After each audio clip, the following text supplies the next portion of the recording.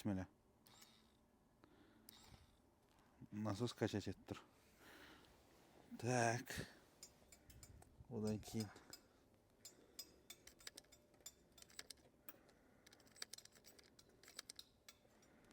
Талқатер істеп тұр. Электроприборлар сатып алған кезде маңызды нәрсе. Ертең салғаннан кейін тура сондай болып қалмай ма, тағы да андай болып қалмай ма, причина басқа нәрседен болып қалмай ма деген сұрақтар көп болады. Немесе не алып жатқаныңызды білмейсіз. Кузовный детальді қарап тексеріп алуға болады, а электроприборларды дәл осылай тексеріп алған дұрыс болады. Өйткені ары бер екі ортада жүгіру ол уақыт одан қалды.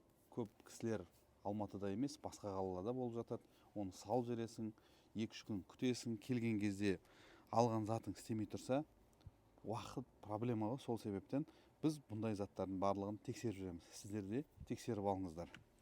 Мынау крышка, багажниктің замоктары, есіктің замоктары мына жерде.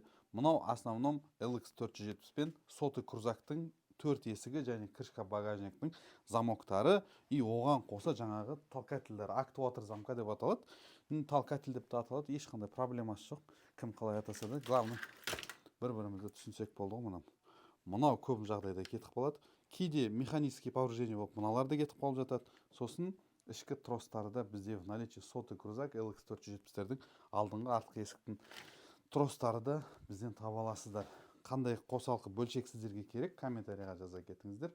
Алматы қаласы, Күлтегін 31 біздің адресіміз. Описаниядан номер тұрады. Хабарласыңыздар, звондаңыздар, сұрай беріңіздер.